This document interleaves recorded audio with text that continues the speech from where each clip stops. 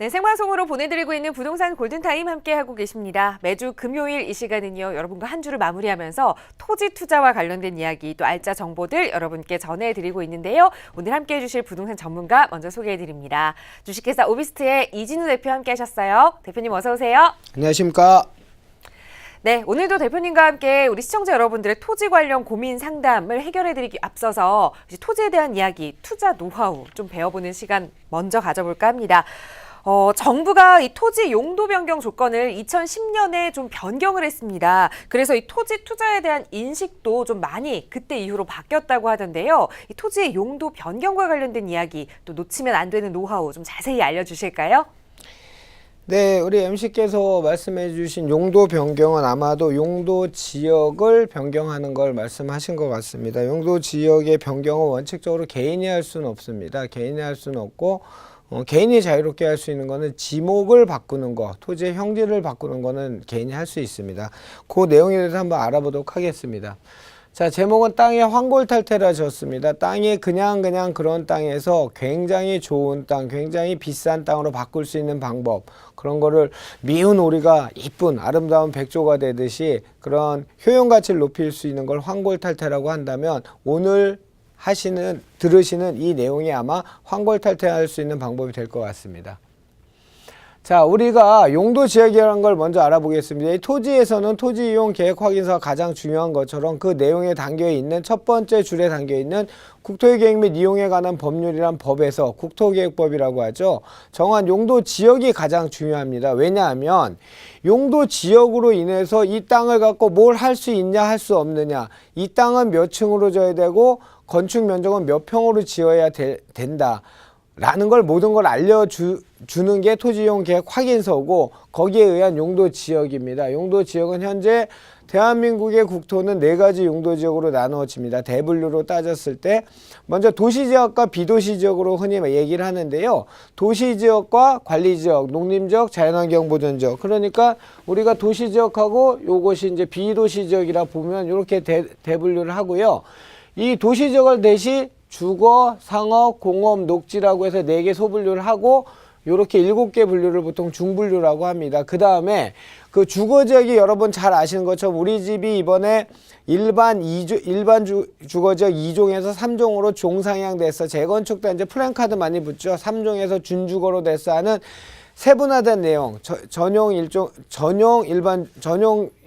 제1종 전용주택 주거지역, 제2종 전용주거지역, 제1종 일반주거지역, 2종, 3종 준주거 뭐 이런 식으로 해서 21개의 소분류로 나누어지는 게 바로 용도지역입니다. 그래서 이 용도지역은 이 땅이 갖고 있는 이거는 뭐 백으로 될 수 있는 이런 것들이 아니고요. 국토계획법에 의한 그 토지이용 계획 확인서에 보면 딱 정해져 있습니다. 일단 그걸 제일 먼저 참고로 하고 바로 밑에 타 법령에 의한 개발제한구역에 지정 및 관리에 관한 특별법, 개특법이라는 거가 됐든지 아니면 뭐 여러 가지 산지관리법이 됐든지 그 법을 따로 또 적용을 받는다는 얘기인데 어찌 됐건 간에 기준은 용도 지역입니다. 도시지역, 관리지역, 농림지역, 자연환경 보전지역으로 나눠진다. 먼저 알고 넘어가겠습니다. 자, 여기서 아까 얘기한 것처럼 보시면 7개 용도 지역이라 했죠. 중분류에 주상, 공록, 관리, 농림, 자연환경 이렇게 7개인데 여기서 우리가 흔히 얘기하는 토지 투자 대상 지역은 도시지역에서 녹지지역을 포함한 녹관농자라고 하는 녹지지역, 관리지역, 농림지역, 자연환경 보전. 왜냐하면 도시지역은 주거지역, 상업지역, 공업지역이라고 용도가 딱 정해져 있어요. 주거지역에는 주택만 지을 수 있고 상업지역에는 그 일반 상업지역, 근린상업지역, 유통상업지역 나눠져 있고 어디는 숙박을 짓고 딱딱 정해져 있어요. 그렇기 때문에 이거는 그냥 구획된 그 땅에다가 건축물만 올리면 되는 거죠. 왜 투자 대상이 녹관농지냐면 여기에 농지나 임야 같은 걸 사서 좀 뒤에 나오겠지만 개발을 한다면 지목 변경이란 절차가 이루어지고 재수가 아주 좋으면 용도지역 변경까지 이루어질 수 있습니다. 그렇기 때문에 우리 시청자들이 투자를 해야 될 대상은 이미 딱 정해진 여기엔 이거 지을 수밖에 없어 라는 정해진 그 도시계획법에 의해 정해진 그 도시지역의 주거상업 공업지역보다는 녹지지역, 관리지역, 농림지역, 자연환경 지역의 땅을 여기 나온 거 다시 한번 설명해 드릴게요. 용도지역은 주상공원 다 정해진 토지입니다. 그래서 주거와 산업, 제조업, 공급용지 뭐 이런 것들로 인해서 땅값은 올라가죠. 당연히. 왜냐면 공급이 점점 공급량은 정해져 있기 때문에 수요는 늘고, 그러니까 땅값은 상승하는 건 맞는데 이 땅의 이 지역 에어리어가 상승을 하는 거지. 예를 들면 강남 삼성동이다 하면은 여러 가지 개발 호재로 인해서 제1종 주거지역이나 2종 주거지역 전체 땅값이 올라가는 거죠. 그런데 우리가 흔히 얘기하는 녹지관리 농림 자연환경은 주변 시세가 40만 원이다 50만 원인데 내 땅은 어떤 행위, 개발 행위 허가나 어떤 걸 했을 때 내 땅은 70만 원이 개별 필지가 가격 상승을 할 수 있는, 우리 투자 뭐 왜 합니까? 수익을 보려고 하는 거죠. 그래서 이 권역별로 이건 섹터로 올라간다고, 지역이 올라가는 거죠. 어느 동네 지역이 올라간다면 우리가 투자 대상이라 얘기하는 녹지관리 농립 자연환경 부정은 개별 필지로 투자 수익을 올릴 수 있다라는 측면에서 용도지역의 변경 또는 지목의 변경 또는 토지의 형질 변경 이런 것들 통해서 토지 가치를 올린다는 얘기로 정리하면 될 것 같습니다. 땅에 한 걸 탈 때 개발행위 허가라는 거 있죠. 이거 소극적 의미, 우리 흔히 말해서 건축이라고 보시면 돼요. 건축 허가를 넣었을 때 보통 한 18가지의 그 개별법이 의제가 됩니다. 건축 허가를 받음으로써 18가지 법을 받았다 치고 한다는 의미의 의제가 되기 때문에 개발행위 허가는 일반 대규모 개발행위 허가를 하지 않는 일반 투자자라고 한다면 그냥 건축이라 봐도 무리가 없을 것 같습니다. 이걸 조금 더 쉽게 풀어볼까요? 아까 얘기했던 투자 대상의 용도지역인 녹관 농자, 녹지지역, 농림지역, 관리지역, 자연환경 보전지역에서 지목이 농지나 임야를 사서 건물을 지을 수 있나 여기다 건물을 짓겠습니다라고 지자체나 관할 관청에다가 얘기하는 겁니다. 얘기해서 그래 그러면 적법한 절차를 거쳐서 집을 지어 라고 허가라는 게 떨어질 수도 있고, 이건 허가까지는 필요 없어, 집을 지려고 하는데 규모가 작아, 한 60평, 연면적이 60평밖에 이하야,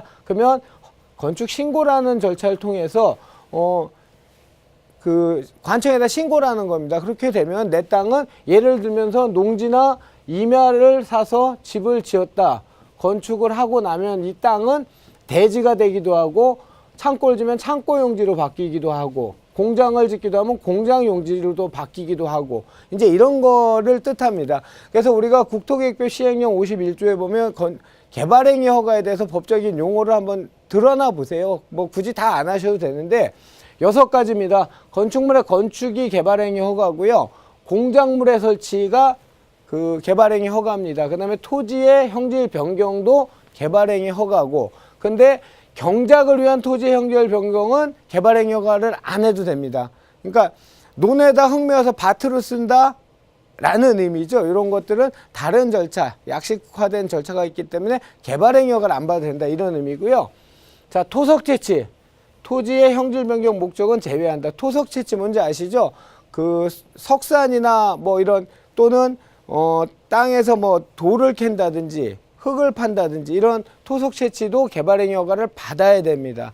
5번째는 토지 분할입니다. 여기는 건축물에 있는 대지는 제외합니다. 우리가 그 분할을 할 때 여러 가지 방법이 있죠. 허가에 의한 분할도 있고 매매에 의한 분할도 있습니다. 근데 허가에 의한 분할이란 말이 바로 개발행위 허가를 받아야 분할이 되는 겁니다. 기획부동산이 원체 난립하다 보니까 예전에는 이렇게 땅을 지으면 도상분할이라 그래서 그냥 관에서 그냥 허가를 내줬었어요. 이렇게 분할 허가를 내줬었다고요. 그런데 이제는 이렇게 안 돼요. 평택시 같은 경우엔 5필지 이상 개발행위 허가를 하지 않고는 5필지까지밖에 분할이 안 돼요. 그러니까 허가를 받고 분할을 하고 허가를 받은 대로 목적행위를 해라. 그러면 기획부동산이 개입할 여지가 좀 적어든다. 뭐 이런 취지겠죠.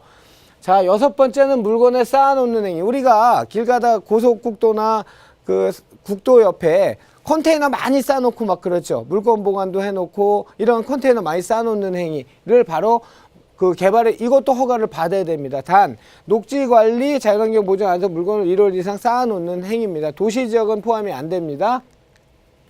자, 개발행위. 농지 같은 경우에는 농지는 법정 지목이 전답 과죠. 밭하고 논하고 과수원.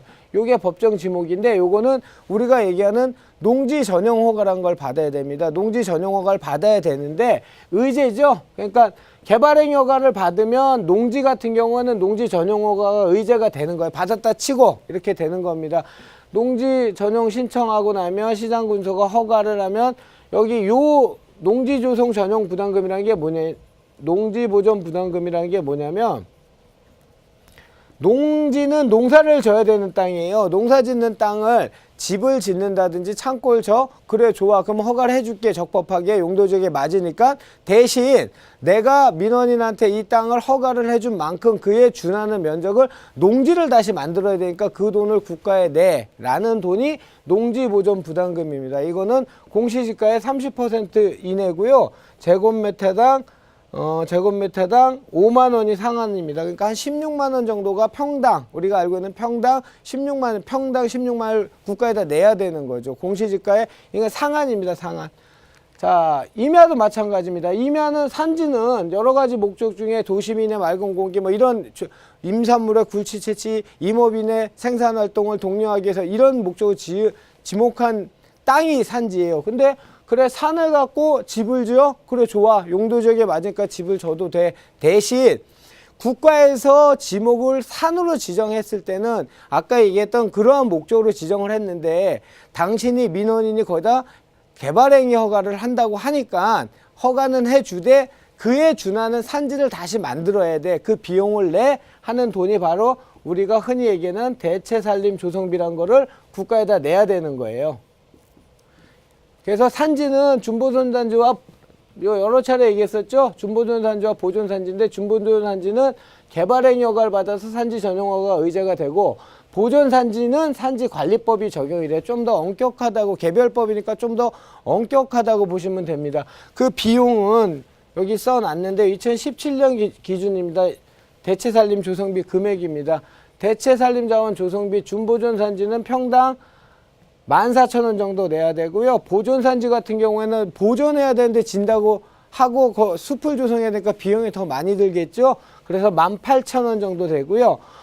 그 다음에 산지 복급이라고 따르고 계세요. 헥타르당이니까 헥타르가 3,000평이죠. 3,000평이니까 뭐 요거는 일반 개인 건축행위 허가를 하신 분 크게 염두에 안 두셔도 되고요.